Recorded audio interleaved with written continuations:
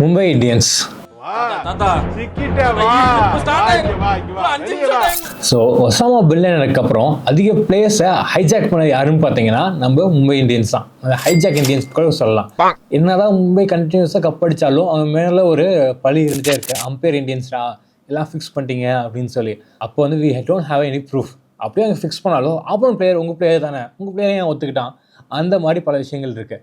ஆனால் இவங்க என்ன பண்ண ஆரம்பிச்சிட்டாங்கன்னா, நம்ம என்ன பண்ணலாம் கேட்கறதுக்கு ஆள் இல்லையே அப்படின்னு சொல்லிட்டு 2022 ஓப்பனாக ஸ்கேம் பண்ண ஆரம்பிச்சிட்டாங்க.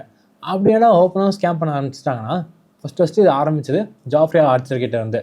ஜாஃப்ரே ஆர்ச்சர் இன்ஜுரி ஆகி வெளியே போயிட்டார். ஸோ 2020 அவர் அவைலபிளே இல்லை. அப்படி வந்து அவரை கன்வின்ஸ் பண்ணி, தம்பி நீ உன் பேரை போடு, இப்போ ஒரு மினிமம் ரேட்டுக்கு அவனை ஈஸியாக நான் எடுத்துடலாம், உனக்கு என்ன அமௌண்ட் வேணுமோ நான் கொடுத்துறேன் அப்படிங்கிற மாதிரி ஒரு பைசல் பண்ணிவிட்டு ஆர்ச்சரை அந்த ஆக்ஷனுக்கும் நேம் கொடுக்க வச்சிடுறாங்க. நேம் கொடுத்ததுக்கப்புறம் அவர் தான் இன்ஜுரி இல்லை ஆட மாட்டான்னு சொல்லிட்டு இப்போ எந்த டீமும் போகல. அதாவது ராஜஸ்தான் ராயல்ஸ் அதை சுதாரித்து கொஞ்சம் ரேட்டு மட்டும் ஏற்றி விட்டாங்க. அப்புறம் 8 crores ஆர்ச்சரையும் வாங்கிட்டாங்க. ஆனால் இங்கேயே போனால் என் மேலே வந்து ஏறாதாங்கிற மாதிரி ஆர்ச்சர் அப்போ இன்ஜுரி ஆனதுக்கப்புறம் அடுத்த சீசன் பார்த்தா பும்ரா இன்ஜுரி. அதுக்கு மேலே ஆர்ச்சர் பழைய ஃபார்முக்கும் வரல.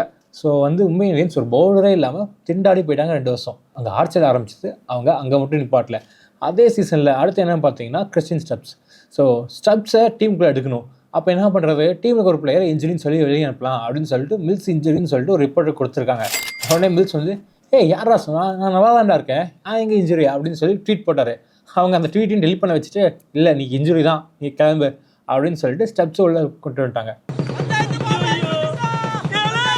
ஸோ ஸ்டெப்ஸ் கூட சொல்ல முடியாது, அவங்க ஸ்கவுட் பண்ண பிளேயர்ஸு. அவங்க பிளேயர்ஸ்குள்ளே அவங்க பேசி வச்சுட்டு நீங்கள் அனுப்பிக்கலாம். ஏன்னா ரீசெண்டாக சிஎஸ்கே கூட அப்படி தானே பண்ணாங்க. குஜப்னீத் தம்பி உனக்கு இன்ஜுரி 2 மேட்ச்சில் சரியாயிரும், அது எனக்கும் தெரியும், ஆனால் எங்களுக்கு ப்ரிவிஸ் வேணும், அதுக்கு நீ என்ன பண்ணுற இன்ஜுரின்னு சொல்லி போய் படுத்துக்கோ, நாங்கள் ப்ரிவிஸை கொண்டு வந்துடுறோம். கடைசியாக அந்த கேக் ஃபோட்டோவில் கூட ஒன்றா வந்து மாட்டினாங்க, மாட்டிக்கிட்ட பங்கு. ஸோ அந்த மாதிரி ஸ்கேம்கள் பண்ணாலும் அதுக்கு அடுத்து ஒரு படி மேலே போய் ஜிடி நீ என்ன பண்ணுற, அடுத்து உன்னோட வின்னிங் கேப்டன் இருக்கான்ல ஹர்திக் பாண்டியா, அவனை எனக்கு கொடுத்துரு, எனக்கு அவன் வேணும் அப்படின்னு கேட்டான். ஜிடி நிஜமா நீங்கள் சொல்லிட்டீங்களா, சரி ஓகே உங்களுக்கு இதுதான் வேணும் அப்படின்னு சொல்லி நானும் கொடுத்துறேன்னு சொல்லிட்டு ஹர்திக் பாண்டியாவும் கொடுத்துட்டாங்க. அதுக்கு அண்டர் த டேபிளோ இல்லை ஓவர் த டேபிளோ ஒரு 100 crores கேஷ் எதுவும் வாங்கிட்டாங்க. ஸோ இந்த மாதிரி ஒரு ஆப்ஷன் ஐபிஎல் இருக்கானே யாருக்கும் தெரியாது. அப்படி இருந்தாலும் எல்லா டீமும் அதுலேயும் 100 crores ஒவ்வொரு பிளேயருக்கும் கொடுக்க முடியாது. ஆனால் Mumbai Indians rules and regulations எங்களுக்கு கிடையாது, இருந்தால் மீறப்படும் அப்படின்னு சொல்லிட்டு எவன் பெஞ்சு கேட்காம அவங்க இஷ்டத்துக்கு பிளேயர்ஸாக வாங்க ஆரம்பிச்சிட்டாங்க. ஸோ அது அங்கே மட்டும். அடுத்து யாருன்னு பார்த்தீங்கன்னா ரொமாரி ஷெப்பர்ட். ஸோ ரொமாரி ஷெப்பர்ட் ஒரு நல்ல டொமஸ்டிக் சீசன் இருந்துச்சு, ஆனால் அவர் அவைலபிளாக இல்லை. அவர் எல்எஸ்ஜிட்டு இருந்தாங்க. ஸோ எல்எஸ்ஜிட்டு இருந்தபோது வெறும் 50 lakhsக்கு அதுக்கு முன்னாடி சீசன் அவர் பேர் பெருசாக இல்லை, அதெல்லாம் மெகா ஆக்ஷனில் பிளேயர்ஸ் அதுக்கு ரேட் போக மாட்டாங்க, அதெல்லாம் 50 lakhs எடுத்துட்டாங்க. அதுவே ரொமாரி ஷெப்பர்ட் ரிலீஸ் பண்ணால் ஒரு 5 to 6 crore போயிருக்கும். அதை தெரிஞ்சுக்கிட்டு திரும்ப இவங்க போயிட்டு எல்எஸ்ஜிட்ட தம்பி எனக்கு அந்த ரொமாரி ஷெப்பர்ட் 50 lakhsக்கே வேணும்னு கேட்டோன்னே இவங்களும் அப்படியே எடுத்து கொடுத்துட்டாங்க.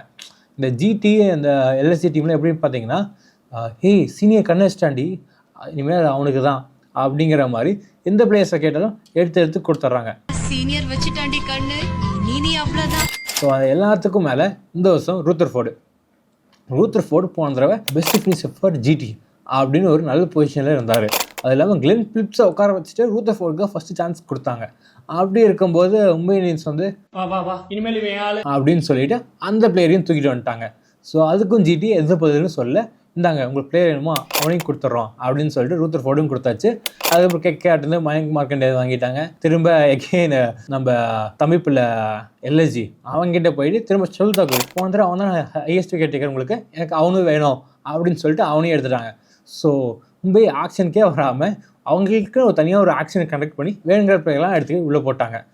ஸோ மும்பை இந்தியன்ஸ் ஸ்கேம் நிற்கவே இல்லை. ஸோ இதில் என்ன பிரச்சனைனா, அவங்க அந்த மாதிரி ஸ்கேம் பண்ணுறதுக்கு முன்னாடி வரைக்கும் தொடர்ந்து கப் அடிச்சுட்டே இருந்தாங்க.